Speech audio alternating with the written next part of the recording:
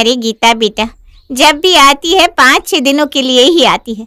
देख इतने दिन में ना मेरा मन नहीं भरता। अरे बच्चों के साथ जी भर के खेल भी नहीं पाती हूँ। इस बार तो दामाद जी आएंगे ना तो मेरा झगड़ा होगा उनसे। अरे भाई, बिटिया की शादी कर दिए तो क्या उसके साथ रहने को भी तरस जाएंगे हम? अब साल भर तो तू ससुराल में ही रहती है, मुश्किल से 2-3 महीने में एक चक्कर लगता है तेरा, उस पर भी हमेशा जल्दी ससुराल भागने की रट लगाए रहती है। मम्मी, निखिल से झगड़ा करने का कोई फायदा नहीं है। अरे सोने जैसा दामाद मिला है आपको। वो इतने अच्छे हैं कि कभी मुझे मायके आने से रोकती नहीं। और मैं 1 हफ्ते की जगह 1 महीने के लिए भी आऊंगी ना, तभी आपका मन नहीं भरेगा। अरे माँ का मन कभी अपने बच्चों से भर सकता है क्या? और आप तो समझती हो ना, ससुराल में मेरे ऊपर बहुत जिम्मेदारी है और उनसे मैं क्या शिकायत करूं। मैं खुद कोशिश करती हूँ कि 1 हफ्ते के अंदर वापस ससुराल पहुंच जाऊं। आपको पता है ना माँ, 1 हफ्ता यहाँ रुकना मतलब ससुराल जाके 3 हफ्ते का काम करना। अरे मम्मी, शादी का मतलब ही होता है बेटी के पैरों में जंजीर बांधना। अब आपकी बेटी के पैरों में जंजीर बन चुकी है। ससुराल वाले जंजीर ना भी खींचे ना तो भी ये कैदी वापस अपने जेल में भाग कर जाएगा ही जाएगा। इतनी समझदार हो गई है मेरी बच्ची शादी के बाद। क्या करूं बेटा, समझती तो मैं सब हूँ, लेकिन ये माँ का दिल है ना, मानता नहीं है। अब लगता है अपने अकेलेपन को भरने के लिए ना मुझे एक बहू लानी ही पड़ेगी, वरना मैं बेटी के मुंह में पड़कर कहीं उसकी घर गृहस्थी ना बिगाड़ने लग जाऊं।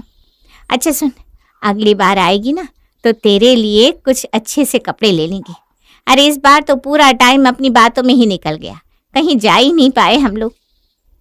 माँ क्यों परेशान होती हो, मेरे पास बहुत कपड़े हैं और आपने इतना कुछ दिया है, फिर भी आपको हमेशा कम ही लगता है।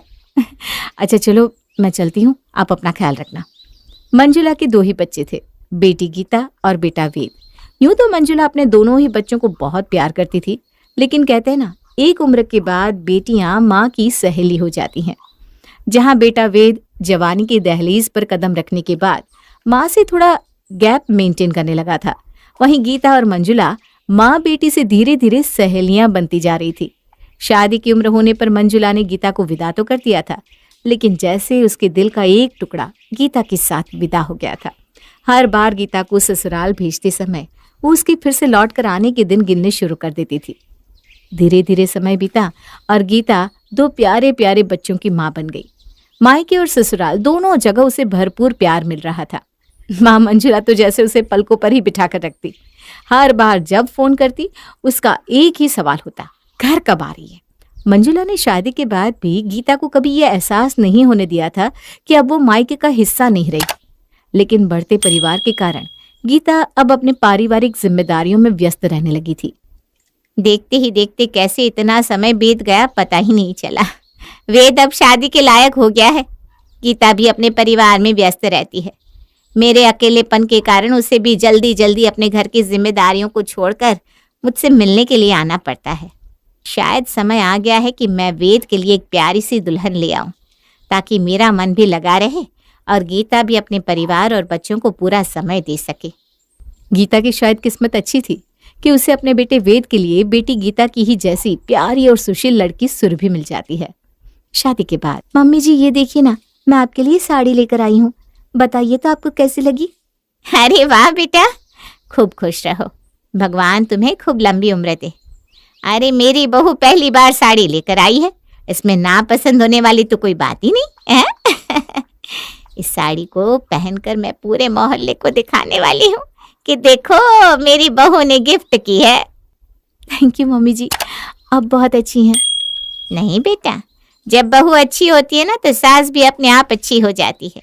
अरे बच्चे, तूने मेरे बारे में इतना सोचा, बाजार जाकर अपने साथ साथ मेरे लिए भी शॉपिंग करके लाई, तो मेरा भी तो फर्ज बनता है ना कि मैं तेरी लाई हुई साड़ी को खुशी खुशी एक्सेप्ट करूं।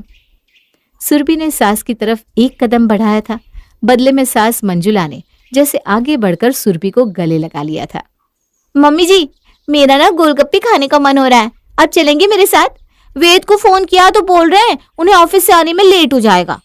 अरे क्यों नहीं बेटा, अब ये छोटी मोटी चाट पकौड़े खाने के लिए भी तुझे वेद के आने का इंतजार करने की जरूरत है क्या? बिल्कुल नहीं। आज से हम दोनों गोलगप्पे पार्टनर हुए। अब से ना हफ्ते में 2 बार हम दोनों चाट खाने चला करेंगे। बोल मंजूर? बिल्कुल मंजूर। छोटे छोटे कदम बढ़ाते हुए सुरभि और मंजुला एक दूसरे के दिल में जगह बनाने में कामयाब हो गए थे। उन दोनों की दोस्ती गुजरते वक्त के साथ और भी गहरी हो गई थी। मंजुला सुरभि की घर के कामों में मदद करती और जब काम खत्म हो जाता तो दोनों सास बहू घंटों बैठकर गप्पे मारती और टीवी देखते।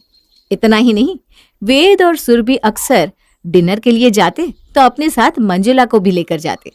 नई बहू सुरभि ने ससुराल में अपनी जगह बहुत अच्छे से बना ली थी। परिवार में सभी खुश थे। क्योंकि अब मंजुला भी बहू के साथ खुश रहती थी, इसलिए वो बेटी गीता को ज्यादा परेशान नहीं करती थी और ना ही उसे बार बार मायके आने की जिद किया करती थी। गीता बेटा, भगवान की बड़ी कृपा रही मुझ पर कि मुझे बिल्कुल तेरे जैसी बहू देती। अब बेटी जैसी बहू घर आ जाती है ना तो घर स्वर्ग से भी सुंदर हो जाता है।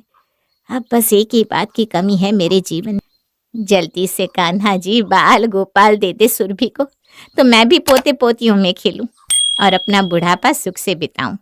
हाँ तो मम्मी बात करो ना भाभी से। अब तो उनकी शादी को 2 साल भी होने वाले हैं और कितना वेट कराएंगे आपको। हाँ बेटा, मैं भी यही सोच रही हूँ, एक बार ना बहू से बात करके देख लेती हूँ। वैसे आजकल की लड़कियां ना जल्दी से बच्चों के चक्कर में पड़ना नहीं चाहती। मन में झिझक होगी ना कि बच्चों के चक्कर में पड़ जाएगी तो अपनी लाइफ को एंजॉय नहीं कर पाएगी। मैं उसे समझा दूंगी कि वो चिंता ना करे। अरे बच्चे संभालने के लिए मैं हूं ना, इसी बहाने मेरा भी समय कट जाएगा। बेटी से बात करने के बाद मंजुला फोन रख देती है।